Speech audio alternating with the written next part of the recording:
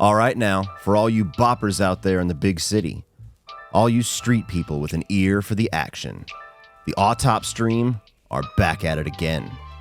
That's that real live bunch from YouTube. So throw on your colors and pack some heat, because word on the street is this ranking is going to get livelier than all the rest. And for that group out there that has such a hard time in the comments, sorry about that. I guess the only thing we can do is play you a song.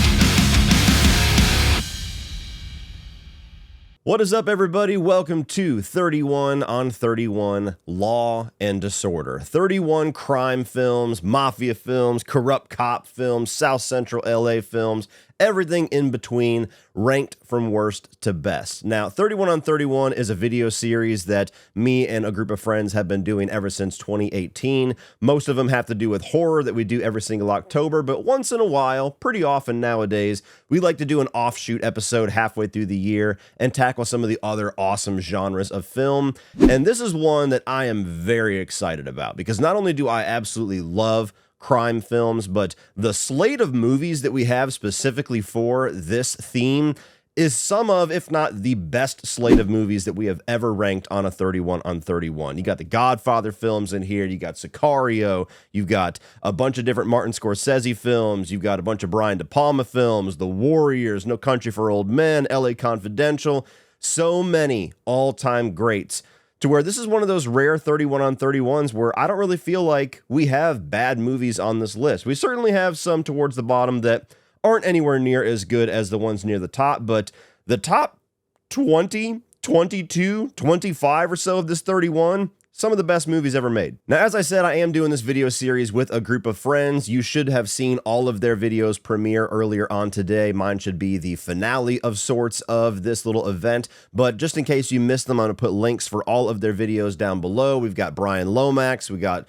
Charles from Willis Greedia. Sean is not going to be joining us this time. Got a little bit too busy, but filling in his empty seat this time. We've got Adam from Adam Does Movies. And then, of course, Rudy from Gen X Reviews. So all of those videos now released, given their 31 on 31. After you check out mine, be sure to go check out theirs. See how our lists compare and probably differ quite a bit. Show them some support, subscribe to their channels if you have not, and then stay tuned, because sometime in June, probably around the 3rd or 4th week of the month, we will all gather back around for a live stream debrief and talk about all of our individual rankings and average them all together and see what the group score for these 31 films are. And much like the comedy series, it's probably going to be an absolute bloodbath. Now, the last thing I need to say before we kick this bitch off is something that I feel like should go without saying, but never does go without saying.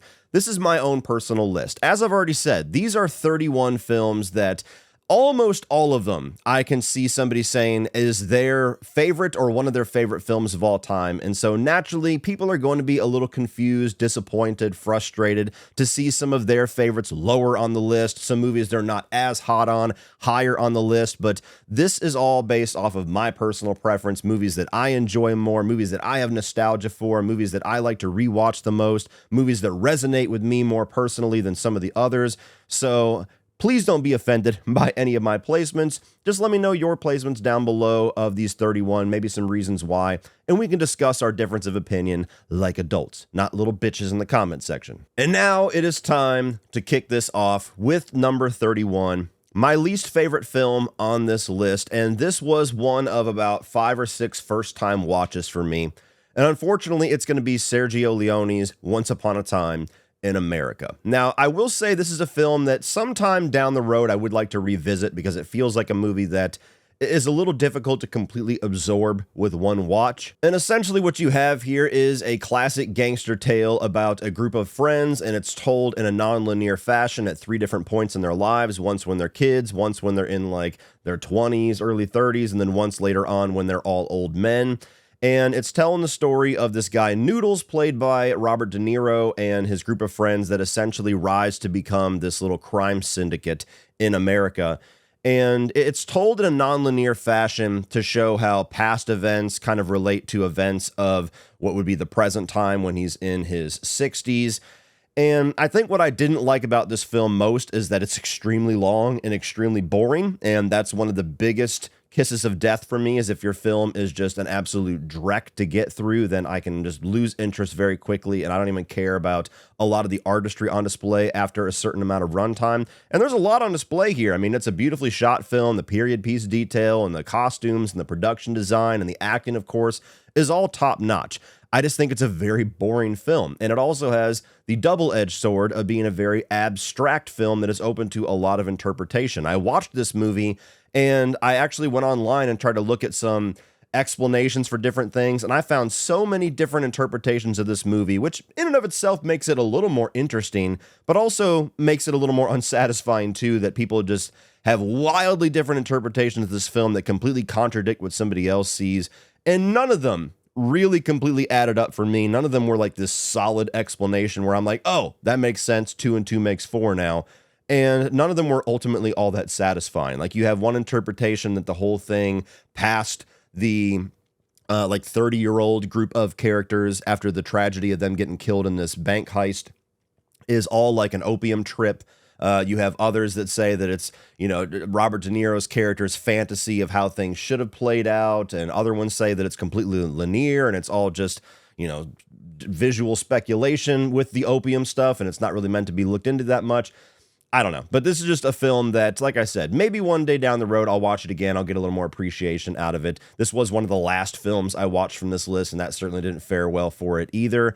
And being a near 4-hour film, if you watch the cut that Sergio Leone wants you to watch, not the one that was apparently butchered for the theatrical cut, that's just a really, really long time to be watching one movie. I mean, it's damn near like Zack Snyder Justice League level, where you got to like dedicate a whole day to watching it, and this is not a film that rewards me for dedicating nearly an entire day just to watch it. Coming in at number 30 might surprise some people, is another first-time watch for me, one that I have been meaning to check off the list for a long time, and so I was actually very excited to check this as well as another film out. And unfortunately, it just didn't really do a whole lot for me, and that is Lock, Stock, and Two Smoking Barrels. So this is the directorial debut of Guy Ritchie, who has gone on to be a very influential director, and I like a number of his films, especially stuff that he's done in like the last 15 years or so. But it's always kind of felt like this empty void in my movie fandom that I have not checked out his first couple of films, and I've always heard really conflicting things about this one. I know people that don't like this movie at all and say they don't get it whatsoever. And I know people that say it's one of the greatest movies of all time. It was like this pinnacle movie in the 90s that has inspired so many other things. And I definitely could see the inspiration. But for me, something that seems to be a bit of an unfortunate constant, which I wish wasn't the case, but just honestly is I really have a big struggle getting into British films. I think that the British dialect oftentimes is very hard for me to understand exactly what they're talking about, all the different terms that they use to relate to things in America that I just don't add up completely. I spend so much time watching these films and my brain power is focused on just trying to understand what they're saying that I very easily can get lost in the plot and get a little bit mentally exhausted just trying to experience the film. And British humor also is a very specific type of humor that just doesn't really get a whole lot of laughs out of me more times than not.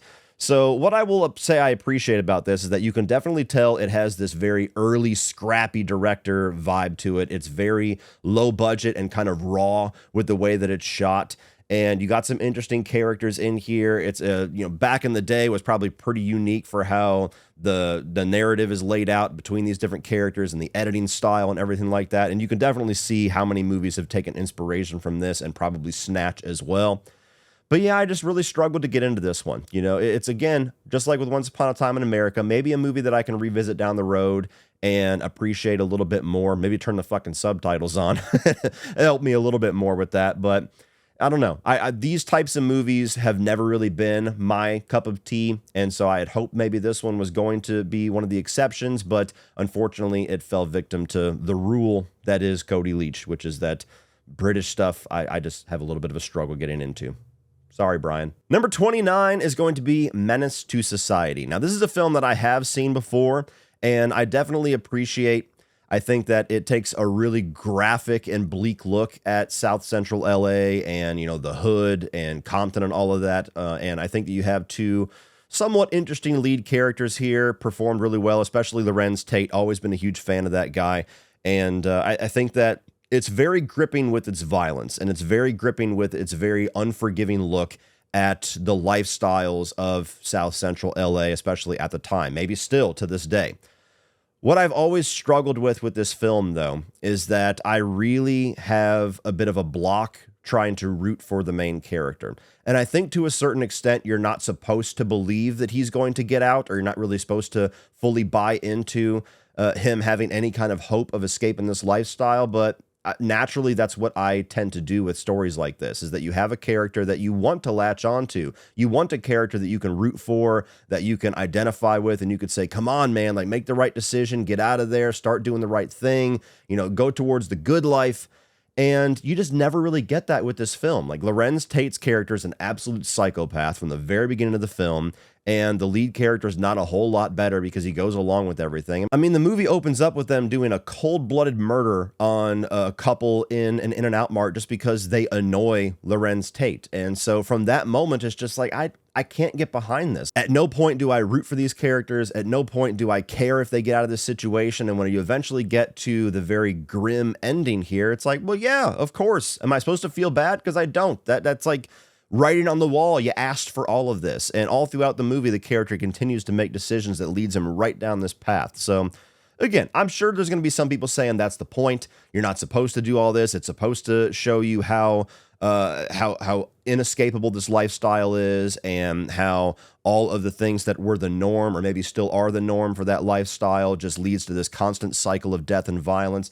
I can appreciate all that, but I still can't find it completely enjoyable. So a movie I respect, a movie that I can certainly watch and get into, but I do really lack that character that I can really hook into and root for and experience a story in somewhat of an enjoyable way. Coming in at number 28 is The Godfather Part 3. And I don't know if it's going to be controversial or not that this is not the bottom of the list or not. What I will say, I have only seen the Godfather films once, back when I was in high school, until I rewatched them for this video. And something that I thought back then that I was curious if it was going to stay true now, and it did, is that The Godfather Part 3 very clearly highly inferior to the first two films that are widely regarded as two of the best films ever made. But it's not a dumpster fire. It's not a movie that's like one of the worst things ever made. It just falls incredibly short of two of the best of all time, which most movies fall into that category. So The Godfather Part 3, what I do think is interesting about it is that it puts you in a segment of Michael Corleone's life that is a little intriguing to look at, where he's this more remorseful and somber character. He looks back at his past with a lot of regret. All of the glamorous lifestyle of the mafioso, the mafia family, riches are now gone. They've all kind of been spent. You know, the crime syndicate nature of his family has really fallen to the wayside. He's looking much more at the future and the fate of his kids as his family legacy, more so than their standing within the crime world of the city. And I think that's an interesting place to find this character, and especially as a father, you know, looking at him now in this third film, where him being a father is kind of his main piece of the story. That's his main character arc, is trying to navigate things away from his kids. That's an interesting thing to me. Of course, I really like Andy Garcia. I've always liked Joe Mantegna, so seeing them kind of take on the big rivalry role here is entertaining. Where the movie falls short is that it's nowhere near as crisp of a storyline as the first two. I don't think it's anywhere near as interesting as a group of characters, because most of our favorite characters from this family have been killed off and did not come back for this one. And you also have a lot of ties to real life events with like the election of a new pope and the Catholic Church, which I would assume, I haven't done any research, is actually trying to tie to actual historic events. And I think that clouds a little bit of the fantasy of these movies a bit. And of course, I don't have any knowledge of the Catholic Church or events of the past or the Pope or whatever. So you kind of lose my interest a bit with that stuff. So it's not a movie that I think is outstanding at all. It's not a film that I would ever be in a hurry to revisit. But I don't think that it's like this absolute irredeemable dumpster fire. It's just far inferior to the other two. Now, I have not seen the recently recut version. What is it, like the Coda of Michael Corleone or the Death of Michael Corleone that that Coppola came out with not too long ago. I have it back there, just haven't really taken the interest to compare the two cuts. So that's a question for you guys. Let me know, like, how superior is this new cut of the third film? Does it really change things and make it significantly better? Or is it just like kind of a better cut? Number 27, I'm so sorry, Guy Ritchie fans, but Snatch is going to come in here at number 27 for me. Now, this is one of the films that I was most looking forward to watching because this is another first-time watch for me. And where I kind of had a little sneaking suspicion that maybe Lock, Stock would be a little bit too old, raw, dated for me, Snatch is the one that most often I hear being hailed as Guy Ritchie's magnum opus, his best film, the one that holds up the best. And even some people saying it's kind of like a better, more mainstream, more high-budget version of Lock, Stock. So even after I watched Lock, Stock and had a little disappointment with that one, I was like, all right, maybe Snatch will bring me in. And I thought it was okay. Again, it's just my personal taste. I can't take anything away from this film. I totally get why it's a classic for many people. I understand why it made the impact that it did and why people hold it in such high regard. It's just the style of these films really don't mesh with me. It's just not on my wavelength. Now, I did enjoy it more than Lock, Stock, obviously. It is a little bit more mainstream. It's a little bit more Americanized, maybe, in certain respects. You still have some of the same problems where there's a lot of really thick British dialect here that I still kind of struggle to discern what they're talking about. You got the Brad Pitt character that's kind of almost like the middle finger to all of us American assholes that said that about Lock, Stock. And he's like, oh, you didn't understand our dialogue? Well, here's a character you're not going to understand a single fucking word that he says. But I still had some fun with some of the goofiness of this film. I think the comedy was a little bit more easy for me to get into with this one, with, you know, the boxing shenanigans with the Brad Pitt character, them constantly telling Benicio del Toro to stay away from the casinos, the thing with the dog grabbing the diamond and running away. Like, there was situational humor here that I could at least get a little bit of a chuckle out of. And it's an interesting group of characters with an interesting group of actors as well. A lot of up-and-comers too, like Jason Statham. So I enjoyed this one more than Lock, Stock. And it is, again, one of those movies that down the line, maybe 10 years from now, I'd like to revisit, maybe get a little bit more out of it. But I was hoping this was going to be one where I'm like, that's the old school Guy Ritchie that everybody loves. I get it. I'm totally part of the group now. Well, I don't get to be a part of the club. I'm sorry. Coming in at number 26 for me is New Jack City. Now, this is a film that I had seen a number of times as a kid, or at least seen pieces of it as a kid, but I had not watched the whole movie's front to back in a very long time, maybe ever, honestly. I can't really remember. But this is one that my dad always loved, so I always knew about it. Of course, Wesley Snipes I love from Blade and a number of other things. So it was always like in the background on my radar of like, I need to revisit that thing. So I was glad I got a chance to check it out again. And this sat at my 31 for quite a while before I started to watch some of these first-time watches and get some of these rewatches in. And I think the biggest thing that stood out as a negative about this film is that of all of the movies on this list, I think New Jack City aged the worst. This movie is so unapologetically early 90s. In some ways, that's charming. In a lot of ways, it's like, ugh, there's aspects of the 90s that are cool and nostalgic for me, and there's aspects of the 90s where I'm like, yeah, we don't need to talk about that. We can leave that in the past. And so just the style, the pacing, some of the acting here, you know, like I love Ice-T, but Ice-T was never like the best actor. So him being a leading man here, there's moments where he just pales in comparison to what like Wesley Snipes and people like that are doing in the movie. And, you know, even some of the style of how it's shot and the editing, it's a very snapshot in time look at some early 90s crime stuff. And for some, I could see that being like really nostalgic for them and they love it for that. For me, I was like, yeah, I don't know. There's better movies from that era, I think. Now, on the positive side, it's a fun movie. It's an interesting look at kind of the rise and fall of the big bad gangster, which is Wesley Snipes' character here. You got the infiltration from an undercover cop. That's always an interesting angle to go on that I love. You got memorable characters in here like Pookie, Chris Rock, coming in as a guy who's an absolute dope addict and then has to become like the mole. It's interesting. It's definitely interesting. It's definitely memorable. I just think that if I maybe grew up watching this movie a little more frequently, I'd have more nostalgia for it. But looking back at it now, it's like, oh yeah, that's dated. That's dated as fuck. Coming in at number 25 is The Irishman. And this was a film that I had only watched once, and I was very curious to revisit without all of the big hype that came out whenever it was first released of Martin Scorsese finally doing another gangster film, finally reuniting with so many of the greats, Robert De Niro, Al Pacino, Joe Pesci, finally coming back to the screen. Like, there was so many huge things that fans of this genre like myself were like, oh my God, this thing is going to be the best film ever. And it certainly was not when I first watched it. Now, on rewatch, my thoughts honestly didn't change a whole lot. I think that this is a very interesting movie. I think that it's something that in a lot of ways is almost a celebration of Martin Scorsese working with these three actors as much as it is a retelling of at least one of the versions of events of the Jimmy Hoffa story. I think that the way that it kind of follows these characters throughout their lives are very interesting. You get really good performances here, of course. And of course, with Martin Scorsese at the helm, it's beautifully shot. There's a lot of artistry at play here. But it's such a long movie. It is such a slow film. And it doesn't have the pop that something like Goodfellas or even Casino really has, which, Goodfellas, Casino, and The Irishman are kind of like the trilogy of films that are all together that Martin Scorsese did with these actors. And so it just pales in comparison to the others for me as far as maintaining my interest. I also am not a big fan of the de-aging CGI. I don't really know how they could have gotten around that, and I know it was something that was like this new exciting thing that filmmakers were trying to play with, and Martin Scorsese wanted to play with it. I think it's always going to have that uncanny valley there. I don't think that we're even there yet now versus, a number of years ago when this came out.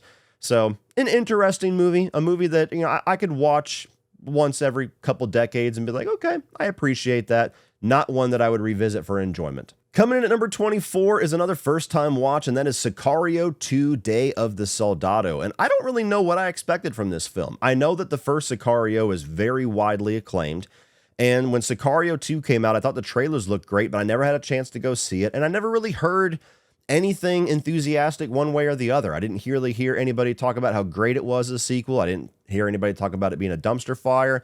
So it kind of just disappeared for me, and I kind of just forgot the film even existed until Rudy pitched having both of those films in this list.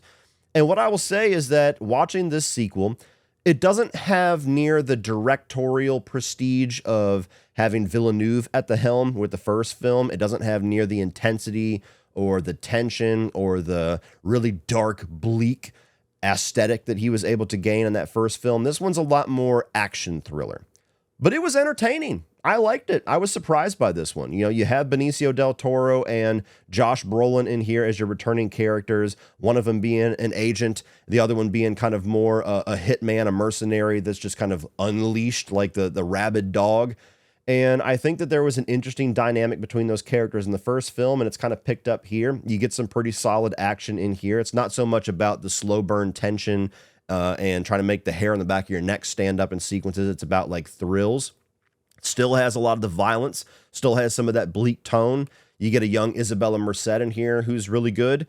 And I like the direction the story takes these two characters, where it kind of shows the corruptibility of the government and how dispensable you are. And it was interesting. I don't think it's as good as the first one, obviously, so I understand why people didn't go nuts about it, but I dug it as a second chapter, and then I was, reading up on the film after I watched it, and supposedly there's going to be a third film at some point.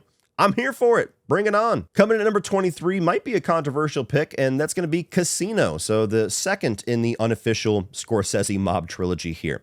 And this is actually only the second time that I have seen this film. For as much as I love Goodfellas, you'll find that significantly higher on this list.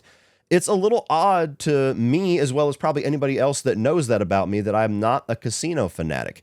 I watched this film once, and I got what I got out of it, and I never really had the desire to revisit it. And so I was curious to check this out again and see how my thoughts had evolved.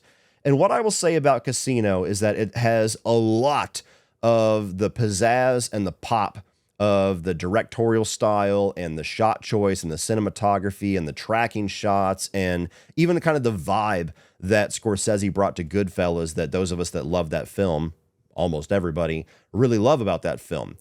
And I think the characters are interesting here. It's a bit of a switch dynamic from what you would expect. Like, I think just inherently, maybe this is just me, you expect Robert De Niro to be like the boss character and Joe Pesci to be like more the enforcer guy. And here that's kind of swapped, where Robert De Niro is the guy underneath the thumb of all the bosses, and Joe Pesci's the wild boss who's kind of running everything and talks down to De Niro. And it's an interesting dynamic for me. Also something I don't completely buy, but nonetheless, it's an interesting dynamic. I think that the interworkings of the casino circuit in Las Vegas and how that tied to mafia families and crime syndicates is a very interesting world to dive into. Soundtrack is great, and you get some really, really grisly violence here that actually ages extremely well. Like when you see the Joe Pesci character and his brother get killed, it's like, holy shit, that's some vile stuff. You know what I mean? For somebody who's been desensitized at this point with movies like Terrifier, that still packs a punch.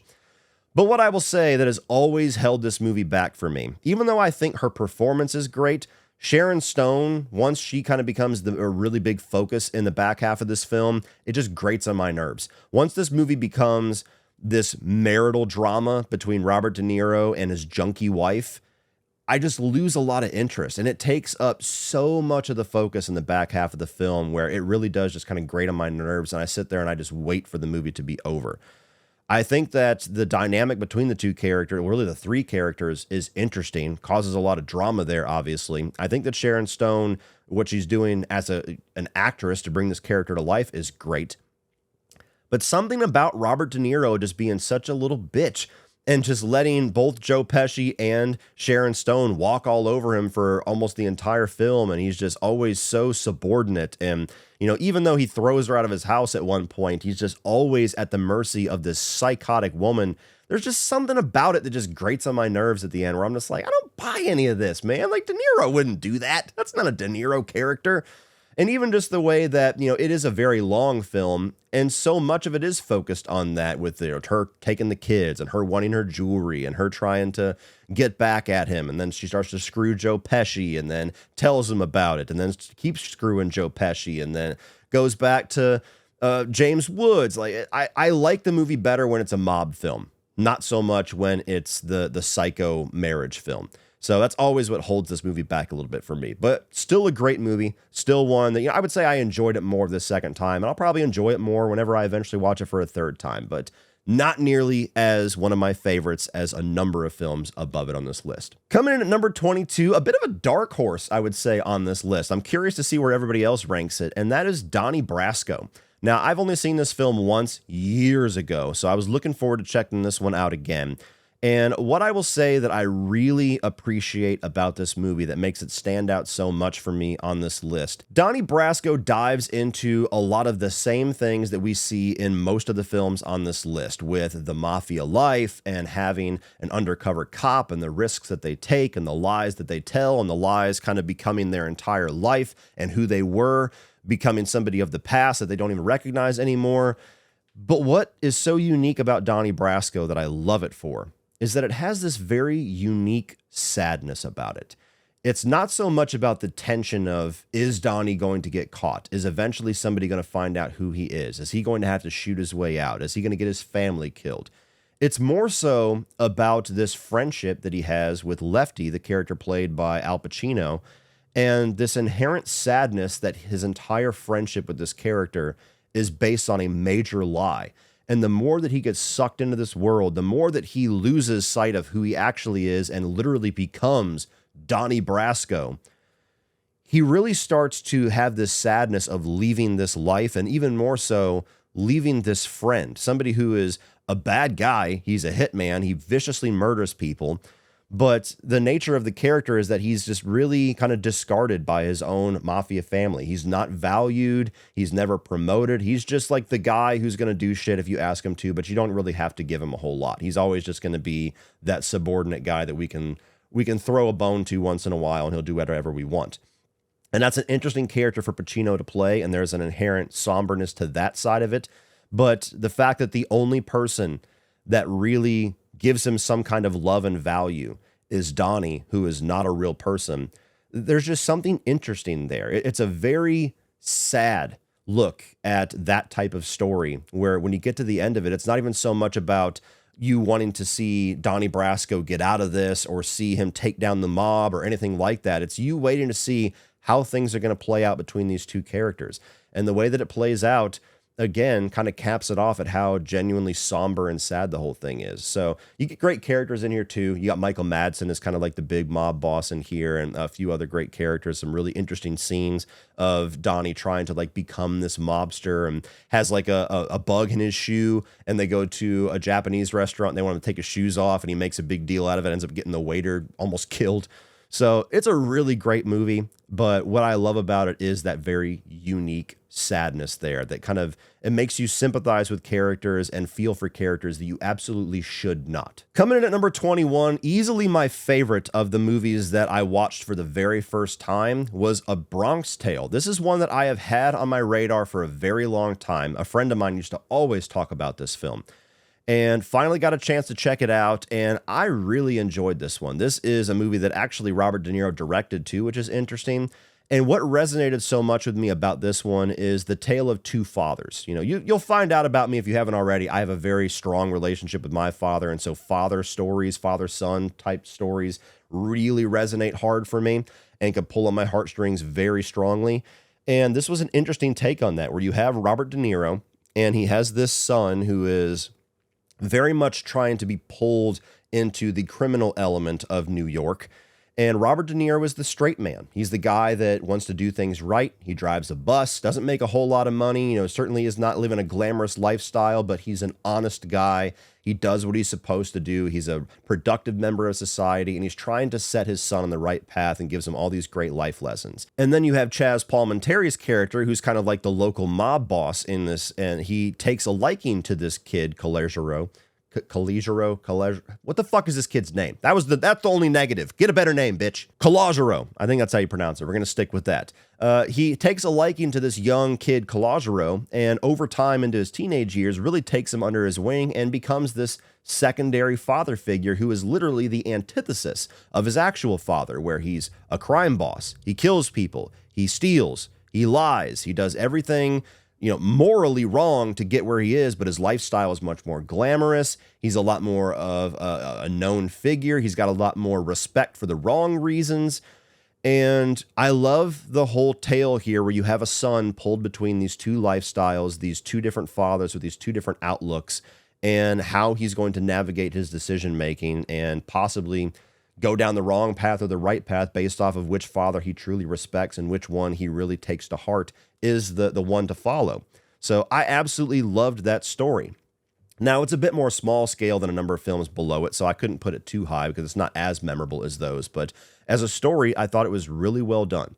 And I liked the certain elements here where you had, the Italians kind of having a bit of a beef with the black characters, and yet he's kind of going against that because he's very much infatuated with this black girl, and then it causes some tensions there.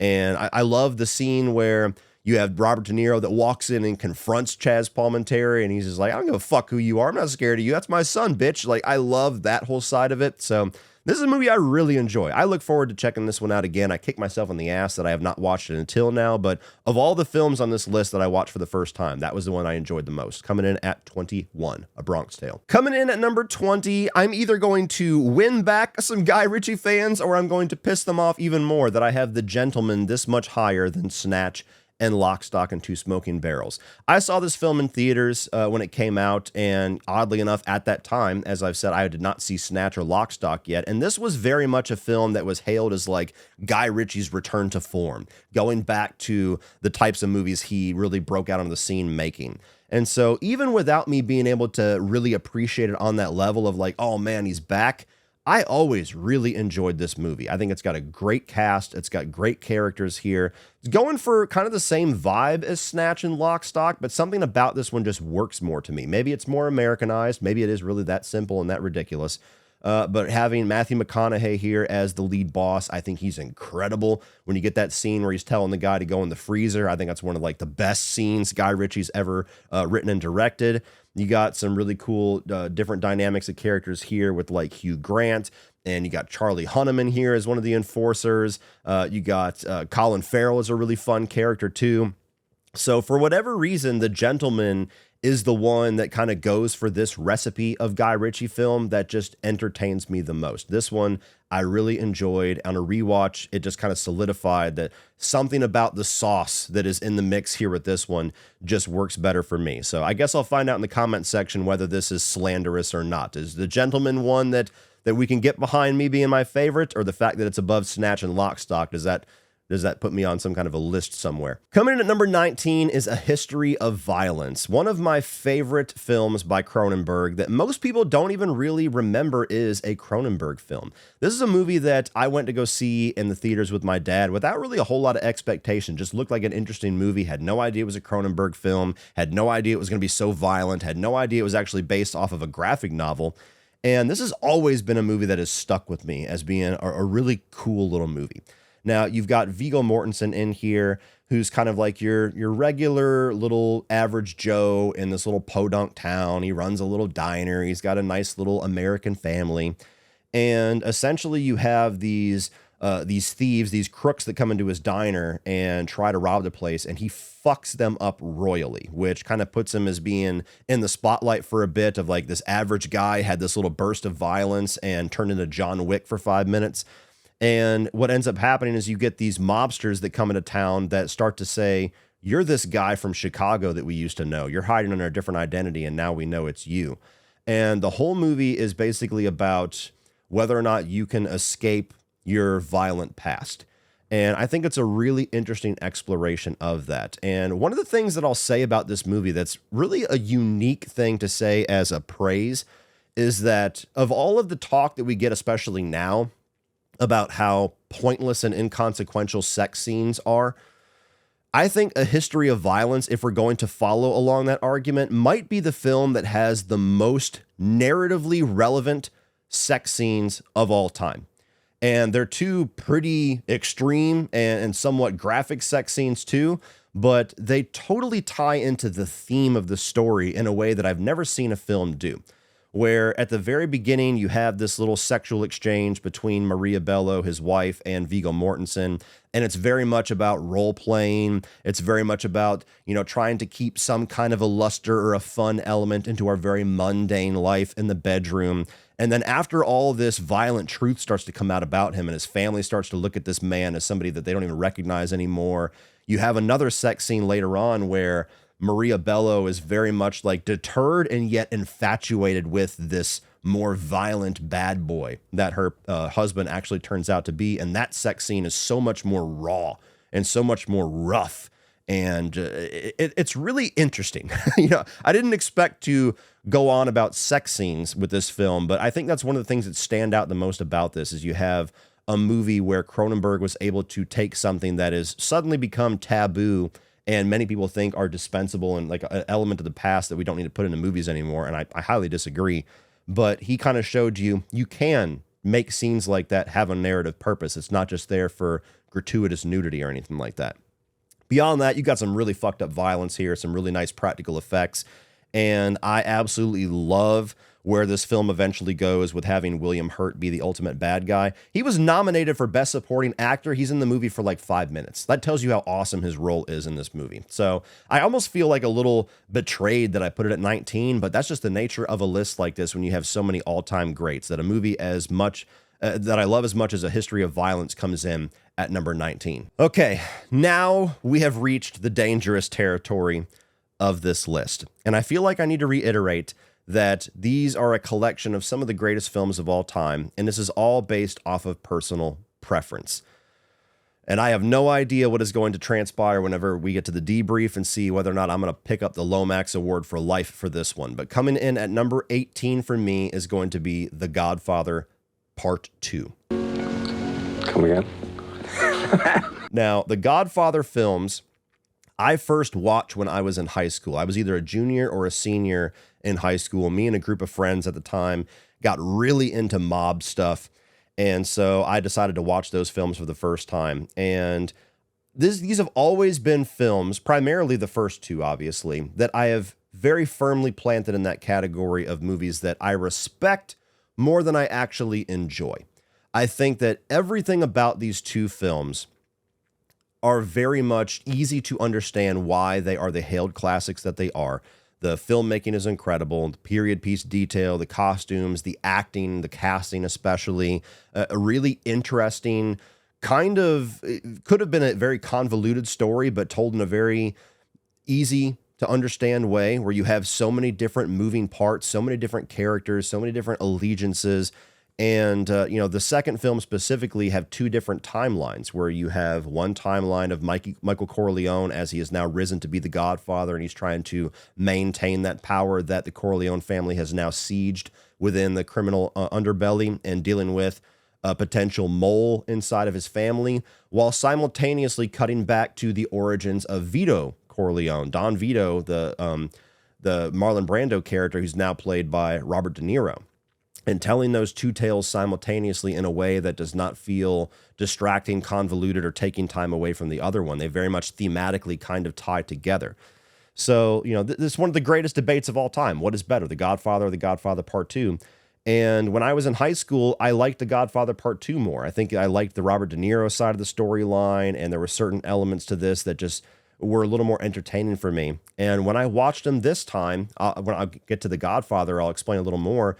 Something about the themes of that movie spoke to me a little bit more. But The Godfather Part 2 is like one of those movies that, you have to watch. If you're a movie fan, you have to watch these films. And I get a lot of times, I think just because people really respect it so much, it's hailed and would be at the top of this list for most people. And I will not be surprised if I have it the lowest of the AutopStream members. But I just have to be honest. As much as I respect the film, as much as I think that the acting is great, the characters are great, and it tells a really interesting story that's split between two characters and still seamlessly comes together. It's a very long, slow film that I just never really have the desire to rewatch. Both of the Godfather films. I watched them in high school. It's been 17 years since I've seen them, and it will probably be another 17 years before I have the desire to rewatch them again. Just being honest, very much respect them, very much acknowledge that they're classics, that they're among the best films, but I have to put the movies that I love a little bit more, that I would rewatch more, that I have more nostalgia for, that, if you gave me the choice to take them to a desert island, I would pick the movies above this more than I would pick The Godfather Part 2. Shut up, bitch. And springboarding right off of that at number 17, we have The Godfather. They're so close to each other that it didn't feel right to split them up. It's like, okay, they're right here. They're kind of basically tied to a certain degree. But what I will say, basically carry over a lot of what I said about Godfather Part 2. But what actually led me to appreciate The Godfather a little more than its sequel this time is that father element where you have Don Vito, you have him as the Don, the mob boss of this family, and how he treats his different sons, I thought was really interesting to me. And I kind of latched into that storyline more than anything else watching it this time. When I was in high school, it wasn't as much of an element because I wasn't a father then. You've got Fredo, who's one of the older siblings, and he's not the smartest, so he gets all the benefits of being in the family, but doesn't really get trusted with any higher up role. You've got Sonny, who's more the enforcer, the loose cannon, but doesn't really have the smarts necessarily to be his obvious successor. You've got Tom Hagen in here, who's his adoptive son, who because of his just nationality, bloodline, whatever, can't really be the next Godfather, but he lets him handle all the smart stuff. He's arguably maybe the smartest of any of his sons. And then you have Michael Corleone, who's the son who tried to get out of it and the one that he wants to be out of it. He's off pursuing his own thing. He went into the military. He's a veteran, and he's got so many prospects to do something better. And the fact that you have a character here like Don Vito that is enjoying all of the riches of being the Godfather, all of the monetary benefits, as well as the respect and the fear, and he still has the self-awareness to not want one of his sons that has the potential to do something morally better to get sucked into this world. And it's about that whole desire being unraveled. where because of attempts on his life, because of shakeups within the family, deaths within the family, this growing threat of these other crime families descending on the Corleones, that Michael Corleone gets sucked into it and slips into the fate that his father never wanted him to be. I think that's very interesting. So again, a lot of the same things as far as the filmmaking, the acting, the casting, the period piece detail, production design, a very intricate story that's told in a way that's not convoluted or confusing. Like, all of that transfers over from what I said in the second film, but this one I just appreciated a little bit more because of that father-son dynamic. Coming in at number 16 for me is going to be American Gangster. Now, this is a film that came out when I was in high school, and I've always loved it. I think it's a really interesting take on kind of the mob family, because you're following the rise of like this black gangster within a time where there was kind of a lot of racism and civil rights and things like that. And you're taking two different stories where you're seeing the rise of Denzel Washington's gangster character while also watching Russell Crowe's character, who is this cop, eventually lawyer, who is trying to take down this crime family. And while you're seeing two different sides of the coin go after very different things, and of course you're trying to see who's going to come across victorious, eventually, based off of real life events, it culminates in a way where these two people who are mortal enemies as far as the two-sided coin of law are eventually friends, and they eventually have a respect for each other. If you watch the extended cut of this film, there's actually like an epilogue that is based on how these two characters actually kind of went in real life, where after Russell Crowe's character takes him down and dismantles his whole criminal network, they kind of become friends and have like a mutual respect and understanding for each other. And so just that one element, I think, really makes this one interesting for me. Beyond all that, though, it's got really great acting, really great characters. It's got all the mob stuff that you want. It's got all of the cop investigation thrills that you want. You've got some incredible stuff here from Denzel Washington, where he's able to be the bad guy yet again. I think he plays incredible bad guys. You've got all of Ridley Scott's talent as a filmmaker on display here, telling a story that I really enjoy with characters that I love. And it's got the violence, it's got the thrills, it's got the tension. I just really love this one. Coming in at number 15, we have Sicario. Now, this was not a first-time watch for me, but it had been a long time since I've seen it, and I actually watched this for the first time back when I was still early on in my YouTube career, and it was the first time I was trying to watch all the Best Picture nominees that year, and I got so burnt out on a lot of the more slow burn movies that aren't really my thing that by the time I got to Sicario, I think I didn't have anything left in the tank. So I never really was a big fan of Sicario. Watched it this time and I was like, what the fuck was wrong with me? This movie's awesome. So I'm glad I rewatched it. Of course, you got Villeneuve here, who's one of the best working directors today. There is incredible cinematography in this movie. The lighting, especially, is beautiful and dark and haunting. You got great characters and great actors here. You know, unlike Sicario 2, it's a little bit more of a serious drama take versus the action thriller, while still having some action and some thrills here. You've got Emily Blunt in here as kind of your moral compass character that is unique to this film, that's really interesting, where she's getting sucked into this very fucked up world where they're taking on the worst of the worst, and yet she's being exposed to all the corruption and the death and the threats that come from even her own government and how all that works. So just a really interesting movie. You know, maybe not as easily digestible as the second film, which is more just kind of for entertainment's sake, but a movie that definitely packs a really big punch. Coming in at number 14 is LA Confidential. And this is a film that I have seen before, but have not seen in a very long time. And what I really love about LA Confidential is the style of it. This film came out in the 90s, and so it has a very 90s sensibility as far as the thrills and the violence and the way that the characters are portrayed, but it has a very old school Hollywood aesthetic and style to it, and a visual to it that I think is really interesting and really unique. And this entire movie is essentially like a tale about morals, where you have three central characters here. Kevin Spacey playing a cop who's kind of more for the glamorization of it all and Hollywood fame and, you know, being on the newspapers and things like that. You have Russell Crowe, who's somebody that tries to maintain a moral code, but will certainly bend the law to enact that moral code, especially when it comes to violence against women. He has no problems setting up evidence, killing somebody, beating somebody almost to death or to death if he feels like that's morally justified or his version of justice. And then you have the Guy Pearce character, who is very much like the White Knight, the straight arrow. He is here to do everything by the book, even if it has to do with selling out all of his fellow officers. And it's about these three characters being tied up in this corruption scandal where there is, death, there's murders, there's mob bosses, there's drug running, and then there's some sort of corruption that is tied to all of that that is inside of the police force. And it's about how all three of these characters navigate that and how they either come out of it or don't come out of it. And it's just a really interesting, entertaining movie that's extremely well written. It's got great dialogue here. And I love the way where things play out, where you have characters that are very against each other and they're at odds and they're forced to work with each other. And the way that their moral code kind of dictates whether or not they're able to navigate this situation or they ultimately fall victim to it. It's just a really excellent movie. So here at 14, like I don't really have a whole lot of negatives I can say against LA Confidential. It's a movie that I don't love quite as much as some of the ones above it. But again, I'm going to be a broken record. This is a fucking great list of movies. Number 13, we got No Country for Old Men. This is, in fact, my favorite of the Coen brothers films that I have seen.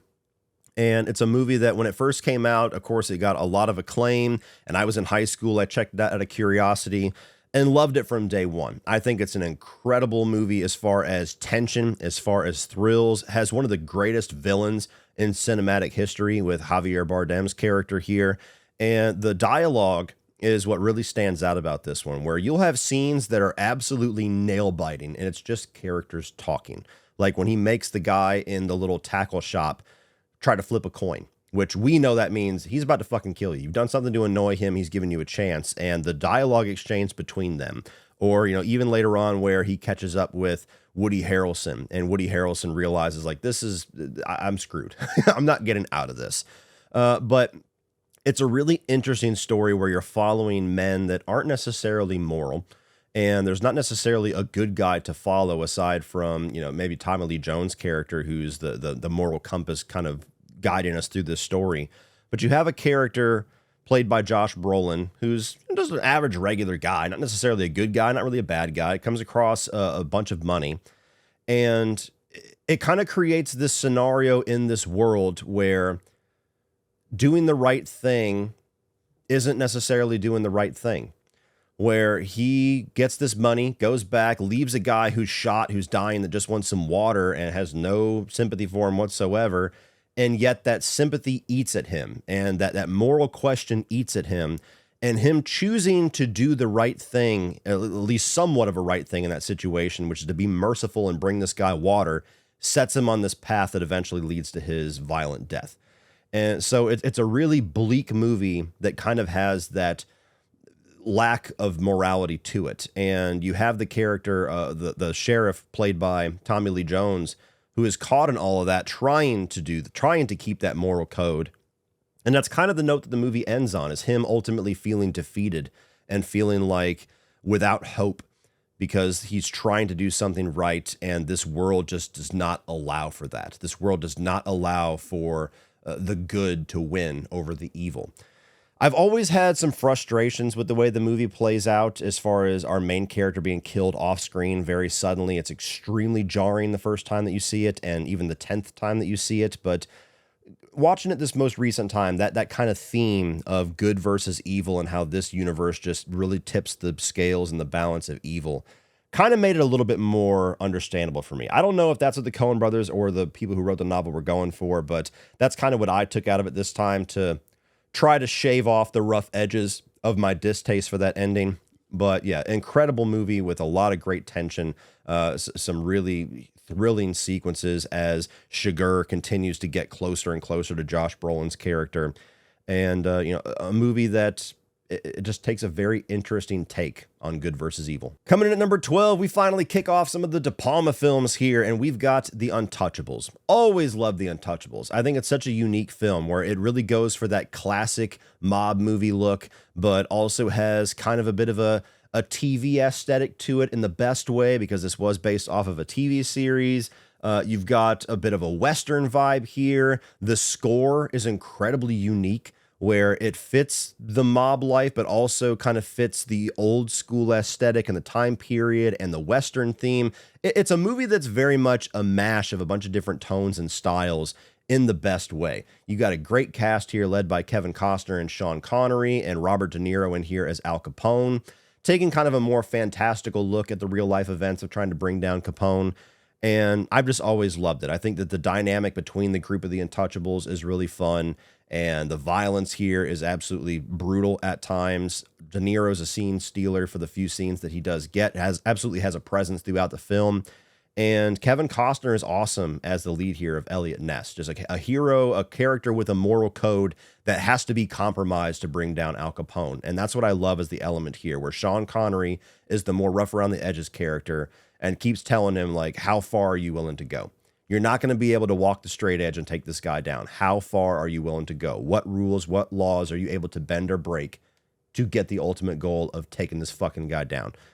So I love this movie. It's awesome. Absolute classic. Number 12. Coming in at number 11 for me, another Brian De Palma classic. We have Scarface. And this is, arguably probably one of the most popular films, one of the most iconic films on this list. A list that's filled with iconic films. But something about Scarface really penetrated pop culture, where when you think about criminals or like bad guys that we love to love, Tony Montana is kind of the epitome of all of that. So Scarface is a film that actually took me a while to warm up to. It's a very long film, and so like because it has this iconic nature to it, I tried to watch it whenever I was like a preteen. Didn't really get into it, kept trying to watch it, eventually grew to love it. And Scarface is one of those films that's interesting because you're really put in a character's path that you kind of like, but he's the worst guy in the movie as far as like his morals, as far as the things that he does. Like, he's a cold-blooded killer. He will fuck over anybody. He has this controlling, very uncomfortable nature with his sister. He's got this friendship with Manny that definitely is like the thing that grounds him as much as it can, but it can't ground him so far because everything else will trump that, as you see in the final reels of the movie, where he will just snuff that friendship out in a second if he messes with his sister. And it's such a stylistic film where so much about it is, like I said, penetrated pop culture to a point where so many moments in this film are quotable, are, people's most cherished movie scenes. The say hello to my little friend is something that everybody knows, whether you've seen this film or not. And great acting, great characters here. And it is just a really interesting story. You watch a guy who's definitely a bad guy from the beginning, and you see him rise, and then you see his greed and his lust for this life, and getting high in his own supply especially leads to his ultimate downfall. So Scarface is a movie I really can't hold anything negative against it. The only thing that keeps it lower on this list, especially lower than another Brian De Palma film led by De Niro or led by Pacino that we have not talked about yet, is just that Tony Montana, the nature of him, you can't root for him as much as maybe some other characters. Kind of going back to what I said about Menace to Society. And now we have reached the top 10, the peak of the mountain, the pinnacle, the best of the best. And all 10 of these films are in my favorite films of all time. Even a couple of the films that I just talked about, going all the way down to like maybe number 12, are in my favorite films of all time. And kicking off the top 10 for me is such an underrated and underappreciated film that I was so glad made it onto this slate of films, and that's Copland. This is a movie that when it first came out was a very interesting film because Sylvester Stallone, who was like an A-list action star in the 80s and maybe even the early 90s, hit a point in his career where he really wasn't a star anymore. His movies had not been hits for a while. He wasn't really acknowledged as this A-list star anymore.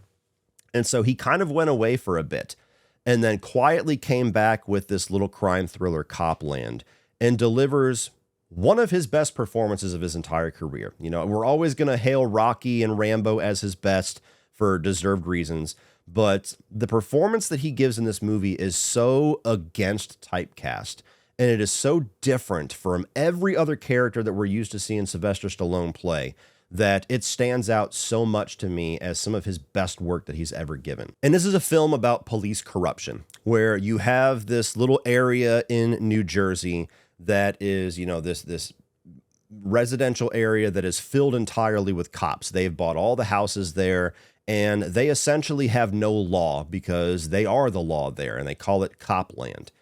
And you have a situation where this town has a sheriff played by Sylvester Stallone, but he is very much not the one in charge. He is under the thumb of Harvey Keitel and all of the other actual policemen in the area. And Sylvester Stallone starts to uncover this plot of corruption, pointed in that direction by an IA officer played by Robert De Niro, where he starts to see murder plots and ties to crime organizations and drug running and covering up evidence and things of that nature that all continuously keep pointing back to these local policemen that he kind of views as friends, but really they're just people that keep him under the thumb and do whatever they want in this area that has no law. And it's about this character who, again, totally against typecast for Sylvester Stallone, is an absolute loser. He's an absolute pussy. He has never been able to be a cop because of some hearing impairment and things like that. He's not really the smartest guy. He's very much a pushover. He's very ignorant and naive. And it's about him starting to push past all of that and start to come to a point where he takes a stand and is not going to be under the thumb of these people anymore and is going to pursue doing the right thing at all costs. And it is just a fucking incredible movie from start to finish. It's got an amazing cast. You got Ray Liotta in here. Like I said, Robert De Niro, Harvey Keitel, Sylvester Stallone. You got a number of other people in here who are kind of character actors that we've always seen, like Michael Rappaport. And it's a movie that is got a lot of great tension. It's got some great dialogue, and it gives you a character that you really root for. Because all throughout the movie, you're just like, dude, this guy's a fucking bitch. He sucks. Why did Sylvester Stallone play this character? It's probably the question a lot of people were asking at the time. And throughout this movie, watching him take that moral stand and go against all these people that have been, running this place is such a great journey to go on. And, it's got some really great shooting and some violence in there. Like you got Robert Patrick in here, the T-1000. And I think the scene where he gets shot and killed is like one of the most realistic, like stunt deaths ever. It's very simple. He just gets shot and then goes against a garage door and slumps over. But something about the look in his eye as he falls down, and I can't see like where maybe they had some padding or something for him to fall on. It's one of the most realistic looking deaths I think I've ever seen. Something that stood out to me. But yeah, Copland, look, for all of the all-time classics that I have below here, there's just something about Copland being a small-scale movie that's so underappreciated, and to this day is still a movie that you can recommend to a lot of people and they've never even heard of it before. There's something about that makes me love this movie and hold it a little closer to the chest and crack my top 10. Coming in at number 9, Warriors come out to play. The Warriors has always been one of my favorite films. Absolutely one of my favorite films from that time period. And this is oddly enough a film that I fell in love with because of a video game. I had always heard about the Warriors, but never really had a chance to check it out. And whenever I was a teenager, Rockstar Games, the people who were responsible for the Grand Theft Auto games, were coming out with a game adaptation of the movie. And I remember, like it was yesterday, sitting down and watching the trailer debut with my dad, who obviously loved the film. And he was just cracking up at how they were recreating it in this game. And so I remember when the game released, I went and rented it. And I swear to God, me and my little brother stayed up all night playing this entire game in one sitting. And even spots, he was much younger. So spots where you have to like do a quick time event and like hit A to run away from the Turnbull AC's van. He kept dying. So I had to take both controllers and be like, ah, so we could get past parts. Part of my love for this film, I do think, is tied to my love of those memories of playing that game. But eventually watched the film, and I just love the style of it. Like, there's nothing out there that is like the Warriors. There's no movie on this list that is like the Warriors. In some ways, that kind of makes it stand out like a sore thumb, but to me, that's a good thing. I love the soundtrack. I love the style of all the different characters and all the different gangs here. Very simple story that's kind of even inspired by classic tales of just a group of warriors trying to get back from a war. And it's just such a fun, unique film that nothing has come out that's even close to this. There was talk about a remake for a long time that Tony Scott was going to do. And obviously that didn't come to fruition because he passed away. But It's one of those movies where I'm like, I don't even know how you could remake this without stripping all of its identity away from it. Because even if you do like a modern, more violent take on this, like all of the style of the Warriors is the dialect that is unique here, the look of all the different gangs and the vests and the little radio commentator lady who's kind of like our narrator of sorts in here. Like, there's so much about this film that I just absolutely love. It's such a fun movie that has so many things that are absolutely iconic to me. Now, I don't expect it to do very well in the debrief because this is a film that I think requires a good bit of nostalgia. It's definitely an older film it's so unique that I think maybe it's off-putting to people that watch it for the first time now. So I expect me and Rudy to be yanking this fucking film and trying to like shove it up in the debrief into the averages. Like, come on, bitch, top half. But yeah, absolutely one of my favorites, one of the most iconic films of all time, as far as I'm concerned. Coming in at number 8 is Carlito's Way. Now, there has always been kind of this little soft debate with movie fans of which one is better, Scarface or Carlito's Way. And the comparison is not immediately apparent, but when you know that it's Al Pacino and it's Brian De Palma, that's where the comparisons come in. And I think I'm in the vast minority where I have always preferred Carlito's Way. And I think it's just that simple change of having a character that is much more likable and that I can root for. Despite him being this career criminal, somebody who's still doing bad things, I can really invest myself in his desire to get out of this life. And that's what this entire movie is about. It's about this character who's been incarcerated for his life of crime, and he gets out of it, and he's trying to basically dip his toe into it just enough to get enough money to get away forever. And about all the consequences of doing that. I think Pacino is incredible in the role. You know, that there's a little bit of modern controversy with this and even Scarface, where you have an Italian guy playing a Cuban and then now playing a Puerto Rican. Whatever. You know, it's fucking Al Pacino. And so I think he's great in the role. I think that there's a number of classic lines here. I love his style and his swagger. Even the voiceover, which sometimes can annoy me with movies, there's just something about it with the way that Al Pacino has this coolness to him that makes me forgive that.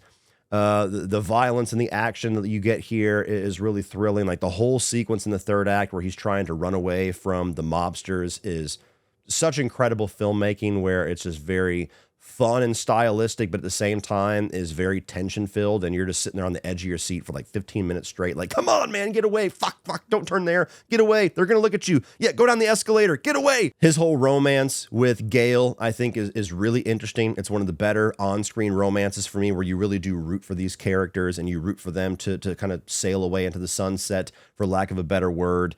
And his relationship with Sean Penn as well, another great character and great performance, where you get this guy who is just way in over his head and will not listen to reason.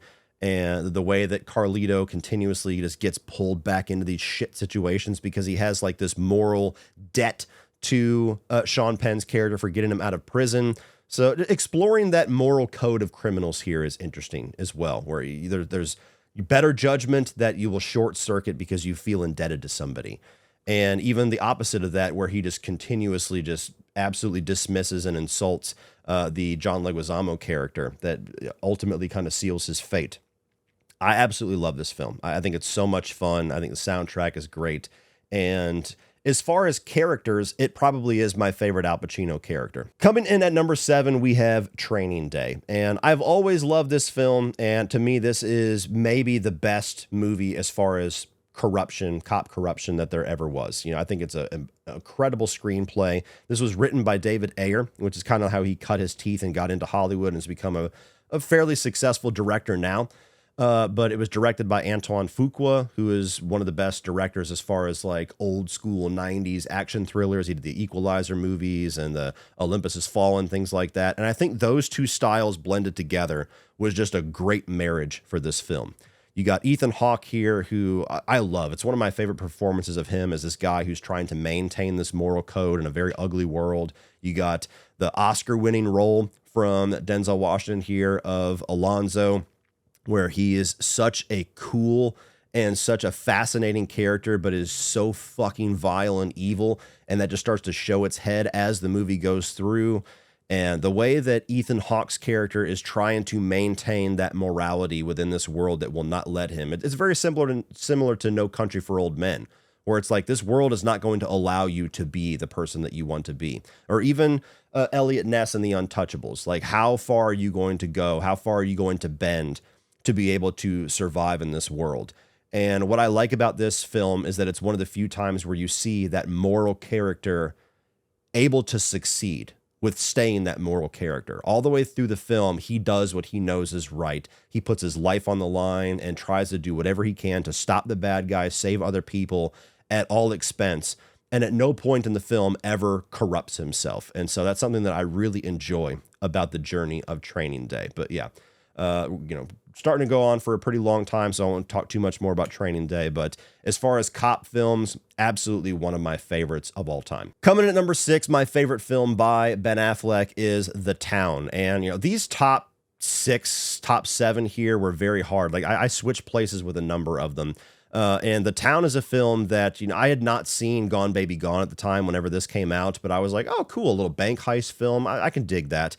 And what I love about The Town is how multi-layered it is, where it's about a heist and it's about this group of criminals trying to escape the cops, but you also get a perspective on the cops a little bit. And there's also this romance in here where Ben Affleck is infatuated and falling in love with this character who is one of the only witnesses that can actually put him and his crew away. And so there's very much a tension there. And you've got this, off the handle character, this wild smoking gun character of Jeremy Renner that was one of his huge breakout roles. I think he might have even got nominated for this one. Don't quote me on that.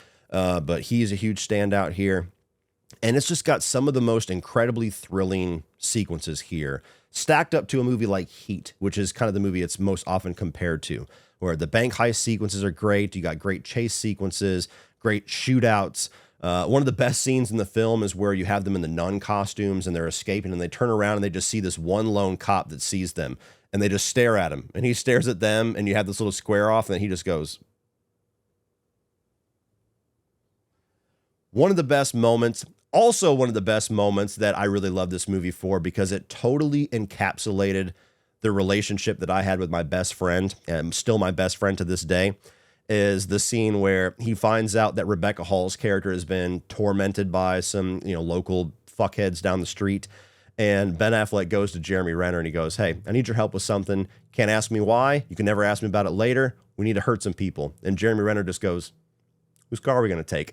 I love that moment so much because that just totally, I've never wanted to go hurt people, but that is the type of trust, the type of my bullshit is your bullshit relationship that I've always had with my buddy Zach. And so just that moment is one of my favorite movie moments of all time because I'm like, yep, that is a true guy friend right there. I don't need to know the explanation. Who we going to fuck up? What did they do? Don't care. Cracking the top 5, we have Martin Scorsese with The Departed. This was a film that I kind of went into blind as a high schooler. A friend of mine, Sam, my other best friend, was telling me about this movie and he's like, dude, it's crazy, you gotta check it out. And so I just went to go see it with my dad and this instantly became one of my favorite films of all time. It's the movie that actually made me a Leonardo DiCaprio fan. At the time, I was like, oh, the Titanic guy, whatever. He was the poster boy. Never really bought into his hype. And then I saw this and I was like, he's a bad motherfucker. What other movies has he done? So that's one thing that this movie has a legacy for me. It made me a Leo DiCaprio fan. I think it's one of my favorite roles by the great Jack Nicholson. You've got Matt Damon in here, who usually plays kind of the good guy, and him being the bad guy, the scumbag here was really interesting. I think this taps into all of the best elements that Martin Scorsese brings to mob films like this. With the exception of one more, I think that it's his best, one of his best takes in this entire genre. And just a really great story. This is a remake, but the great story of having a cop trying to infiltrate the criminal element while simultaneously having a piece of that criminal element trying to get into the cops and seeing who is going to come out on top.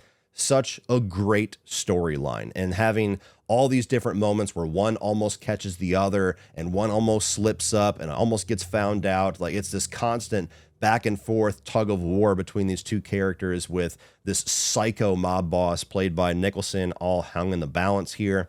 And it's just a phenomenal movie. Again, great soundtrack. Like all the things that you love about Scorsese when he's at the top of his game, I think are at play here.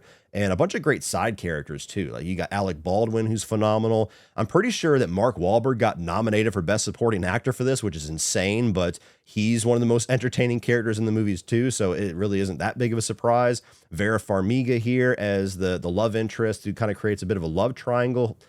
Phenomenal movie. Nothing negative I can say about it. And it's also the movie that I will say has the most genuinely shocking ending that I've ever seen in theaters. Not necessarily like a twist, but an ending that I did not see coming, that I had a very physical reaction to. When that gun went off, when the elevator opens up, I remember being like shook, where like my heart started to race and I felt cold and sweaty. Like, what the fuck just happened? Like, I was literally in shock, and I can't think of another movie that made me feel that way. Coming in at number 4, you have what many would call the greatest heist film of all time, and that is Heat. This was really iconic for the fact that we got the two greats of De Niro and Pacino on screen for the first time in that little diner sequence. Still one of the best scenes in the entire film.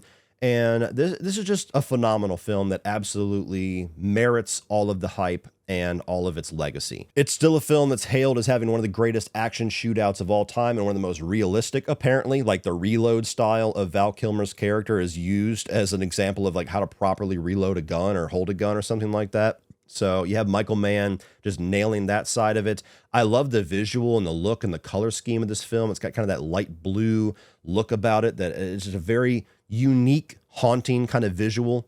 And having these two characters that are on opposite sides of the law, that you like both of them. Like you like Al Pacino, you're driven to see him win, but you also like the bad guy, Robert De Niro, who's killing people, who's doing a lot of bad things, and you kind of want him to win too. Like you're set in a scenario where at some point they're going to come to a head and one's going to reign victorious over the other.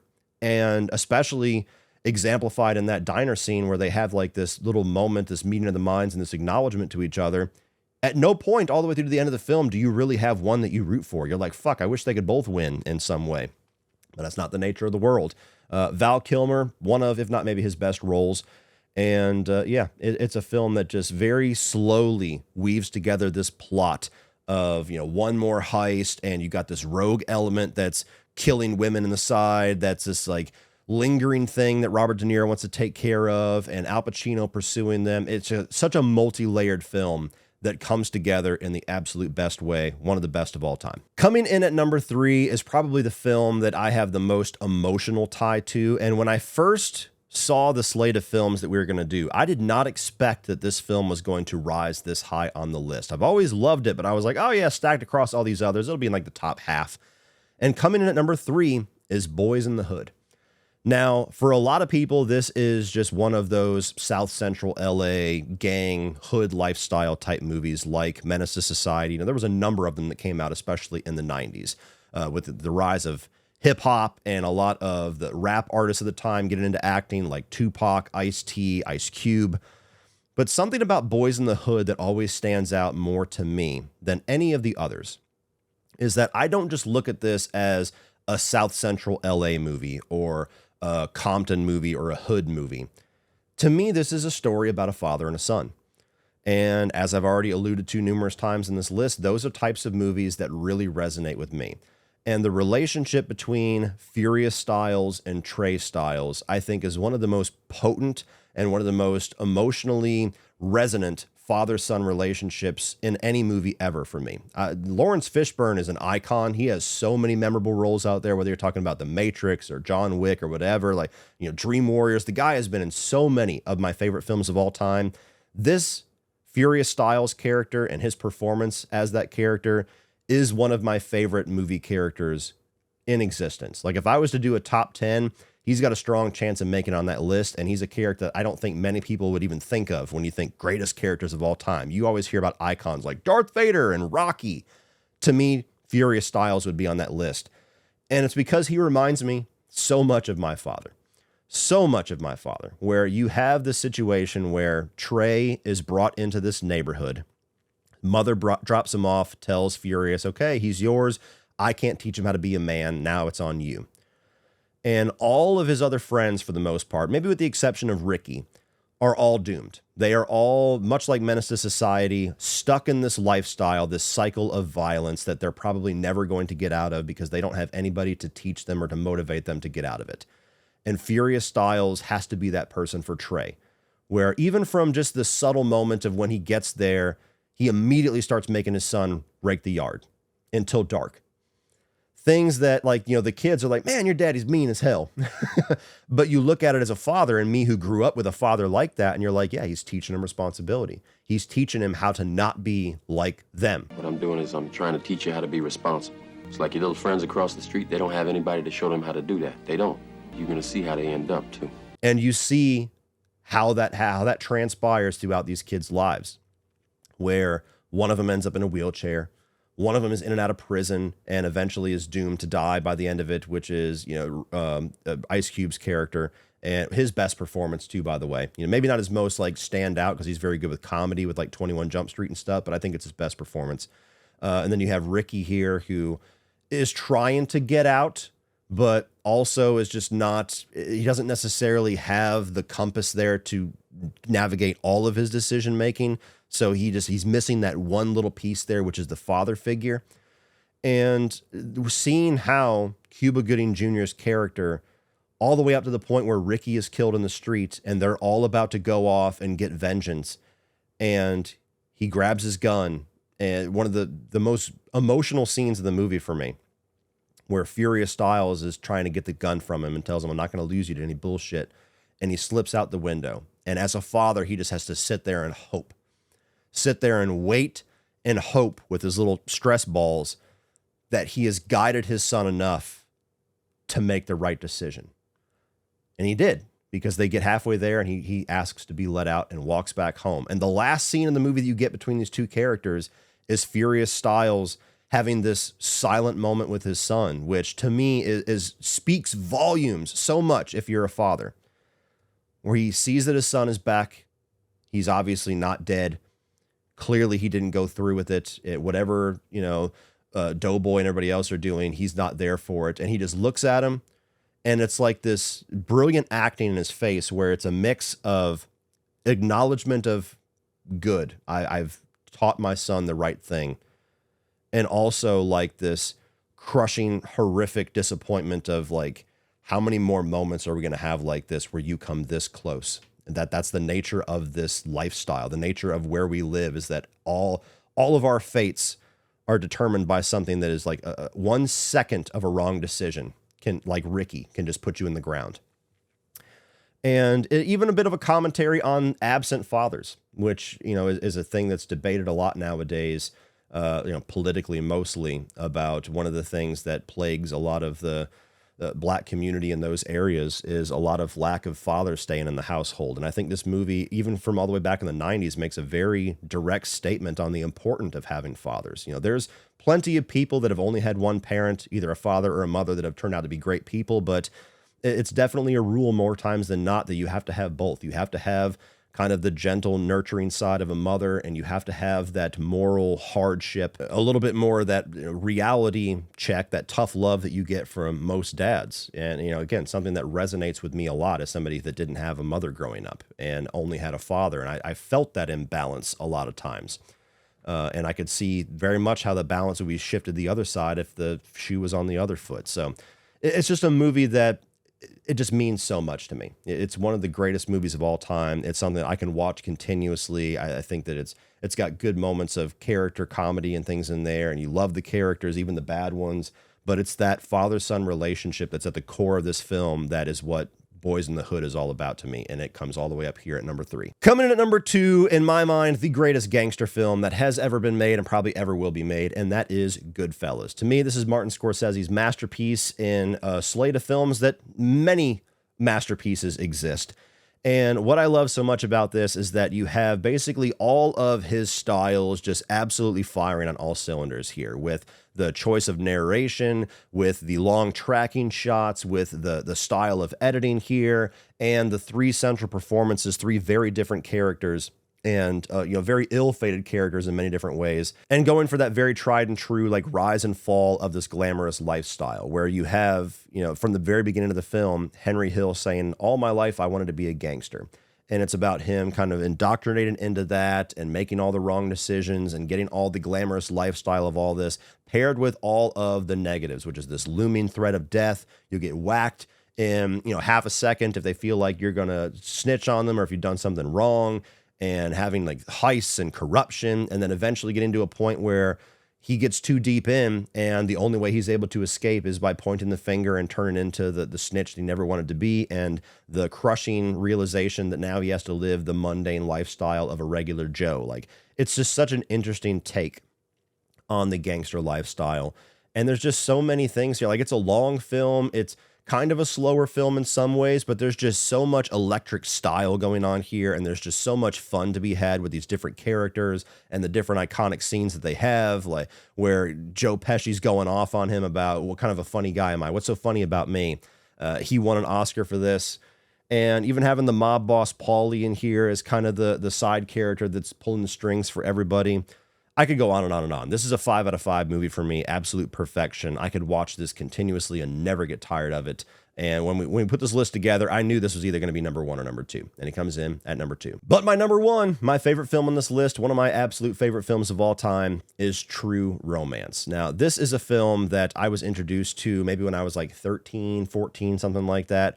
And from the moment that I watched this and we got to the scene where Clarence goes and confronts Drexel, from that moment, I knew this was an all-timer for me, and it's always maintained being an all-timer. Much like with Training Day, you get kind of a meeting of minds here, a pushing of two different styles, where this is a screenplay written by Quentin Tarantino that he did not direct. He kind of sold it as he was trying to break out into Hollywood, and you get the directorial style of Tony Scott. And I think those two coming together made the best possible version of this movie, because I've seen a version, like I've read the version that Quentin Tarantino probably would have brought to us if he directed this, and I would not have liked that version as much as the version that we get here. The version that is linear, the version that has the somewhat bittersweet happy ending. Quentin Tarantino leaning more into his sensibilities, I don't think would have been the better version of this, which is odd to say. But you have a great little group of characters here with a phenomenal cast. Christian Slater, Patricia Arquette, this guy who's kind of a loser, and he falls in love with this call girl that he meets, and they basically just instant love. They go off, they get married, and he instantly turns into like this badass, and he wants to go and get her clothes back, and ends up getting a hold of this entire suitcase of cocaine. And it's about how that decision follows them and leaves this wake of death behind them as they're trying to sell this cocaine and kind of sail off into the sunset, and all the people that befall this terrible fate because of that. And it's just such a phenomenal movie. It's thoroughly entertaining. It's got some of the best individual scenes of all time. Like I said, where he confronts Drexel, one of the best side characters of all time, brought by Gary Oldman, just like an absolute chameleon role here. You got that iconic scene between Christopher Walken and Dennis Hopper that, is definitely something that by all accounts should be like one of the most taboo scenes of all time. But everybody fucking loves that scene for how hilarious that it is. Even people that should be offended by it love and champion that scene. Your part, eggplant. No! You're a cantaloupe. Culminating in a huge bloodbath that is just one of the most wild conclusions of a movie of all time. So like another one like Goodfellas, I could talk for an hour. At some point I need to do just a standalone review. But True Romance, to me, one of the best movies of all time. And normally I would say easily my favorite film on this list, but like I said, this is a stacked list, and True Romance being number 1, that just shows you how much I truly love this film, stacked up next to things like Goodfellas and Heat and The Town and all these other films that are just short of it. But True Romance for me, of the 31 on 31, Law and Disorder, my number 1. Well, that's it for this one, guys. If you enjoyed that, please be sure to check out everybody else's video in the video description and tell them that I sent you over there. Click over here for a playlist of all of my 2025 new release reviews. And up here is a playlist of all of our past 31 on 31 episodes if you want to catch up on all of the other themes that we have gone through. Like, share, hit that subscribe button so you don't miss our eventual debrief and our October 31 on 31 that'll be announced very soon. And as always, remember, opinions are like assholes, but that doesn't mean you have to be.